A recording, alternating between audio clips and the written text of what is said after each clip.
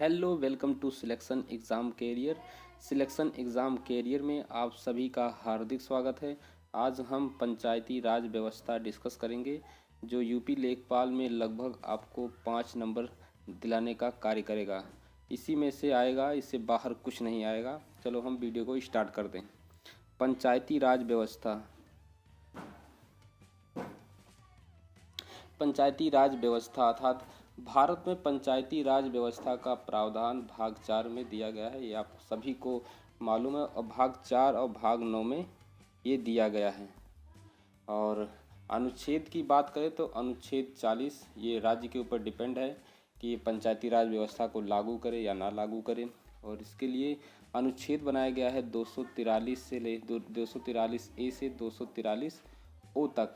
इसमें लगभग 243 ए से 243 ओ तक अर्थात ए बी सी डी करके इसमें लगभग 16 अनुच्छेद बनाया गया है पंचायती राज व्यवस्था के लिए। और अनुसूची की बात करें तो अनुसूची ग्राम पंचायत के लिए अनुसूची 11 में ग्राम पंचायत के बारे में पूरी तरीके से डिस्कस किया गया है कि ग्राम पंचायत कैसी होनी चाहिए और उसके कार्य क्या होंगे। अनुसूची 12 की बात करें तो अनुसूची 12 में नगर पंचायत है। इसमें नगर पंचायत के बारे में डिस्कस किया गया है कि नगर पंचायत कैसी होनी चाहिए। आगे हम देखते हैं पंचायती राज व्यवस्था का इतिहास क्या रहा है। इस पे क्वेश्चन बहुत ज़्यादा ही बनता है। इसमें है भारत में पंचायती राज व्यवस्था का जन्म जो है ब्रिटिश शासन काल में हुआ था।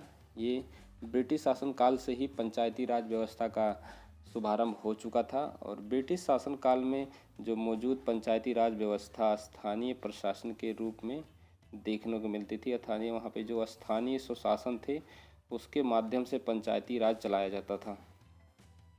और स्थानीय प्रशासन की शुरुआत जो है लॉर्ड कॉर्नवालिस 1793 द्वारा लाई गई कॉर्नवालिस कोड द्वारा की गई थी। अर्थात एक बिल लाया गया था जिसके तहत कॉर्नवालिस ने स्थानीय प्रशासन की शुरुआत की थी। और स्थानीय प्रशासन के जन्मदाता लॉर्ड रिपन अर्थात 1882 लॉर्ड रिपन को ही स्थानीय रूप से जो जन्मदाता माना जाता है, लॉर्ड रिपन को माना जाता है कि पंचायती राज व्यवस्था का शुभारंभ इन्हीं के द्वारा किया गया था। और यदि जनगणना की बात करें तो इन्हीं के शासनकाल में जनगणना भी पहली बार स्टार्ट हुई थी 1881 में लॉर्ड रिपन के ही कार्यकाल में पंचायती राज व्यवस्था। और इससे जो है एक बार देखते हैं जन्म कहाँ से, ब्रिटिश शासनकाल से ही शुरुआत हुई थी। और जो स्थानीय स्वशासन था इसकी देख रेख में होता था। और स्थानीय प्रशासन की शुरुआत जो है लॉर्ड कॉर्नवालिस 1793 में की गई थी और कोड के द्वारा की गई थी। और स्थानीय जन्मदाता लॉर्ड रिपन को माना जाता है। स्वतंत्र भारत में पंचायती राज व्यवस्था का इतिहास क्या रहा है, इसमें हम देखते हैं। स्वतंत्र भारत में जब भारत स्वतंत्र हुआ उसके बाद में पंचायती राज व्यवस्था के लिए बलवंत राय मेहता समिति बनाई गई 1957 में। 1957 में बलवंत राय मेहता समिति बनाई गई। और संविधान के लागू होने के बाद केंद्र सरकार द्वारा पहली समिति जो है बलवंत राय मेहता समिति बनाए का गठन किया गया था 1957 में। अर्थात जो सबसे पहले समिति का गठन किया गया था वो बलवंत राय मेहता समिति थी। और वो कब गठन की गई थी 1957 में। कब की गई थी 1957 में बलवंत राय मेहता समिति का गठन किया गया था।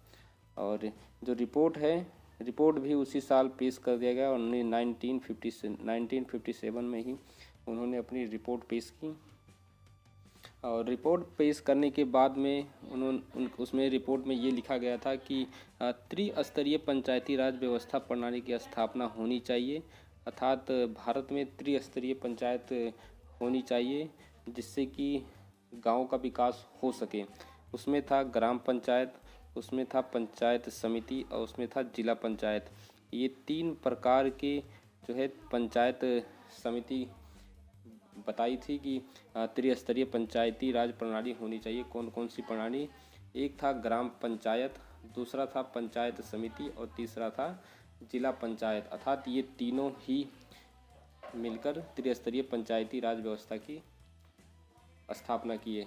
और फिर आगे हम देखते हैं।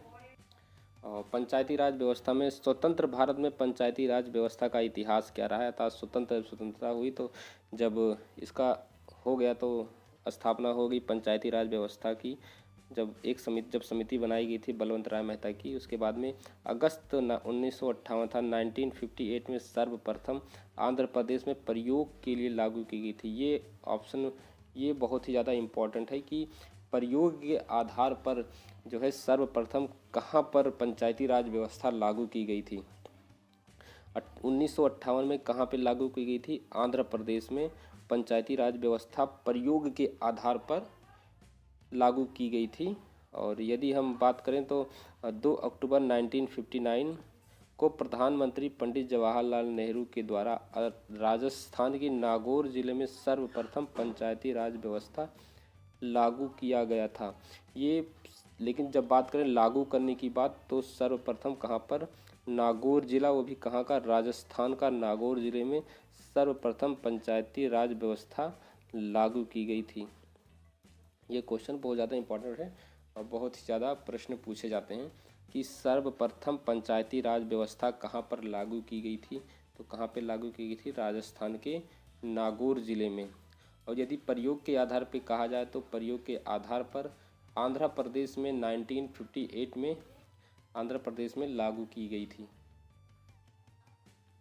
और भारत में पंचायती राज व्यवस्था 1959 की बात करें तो उसके अनुसार भारत में पंचायती राज संस्थान ग्रामीण स्थानीय स्वशासन एक प्रणाली है, अर्थात जो स्थानीय स्वशासन है उसमें पंचायती राज व्यवस्था का बहुत ही बड़ा रोल है। और यदि हम बात करें वर्तमान भारत में तो वर्तमान भारत में 2.51 लाख पंचायतें हैं, अर्थात पूरे भारत की बात करें तो 2.51 लाख जो है भारत में पंचायतें हैं। और ग्राम पंचायतें की बात करें तो ग्राम पंचायत 2.39 लाख पंचायत हैं। और ब्लॉक पंचायत की बात करें तो 6,904 अर्थात 6,904 जो है ब्लॉक पंचायत हैं। और यदि हम जिला पंचायत की बात करें तो 589 अर्थात 589 जिला पंचायतें भारत में मौजूद हैं। इन तीनों का ही जोड़ करके 2.51 लाख पंचायतें आती हैं। इसमें कुछ डाटा इधर से उधर हो सकता है क्योंकि ये वेबसाइट से लिया गया है। और भारत में पंचायती राज व्यवस्था की स्थापना कब हुई थी? 24 अप्रैल 1992 को मानी जाती है। 24 अप्रैल 1992 को पंचायती राज व्यवस्था की स्थापना मानी जाती है।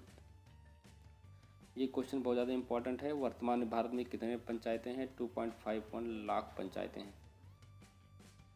उसके बाद आता है अशोक मेहता समिति 1977।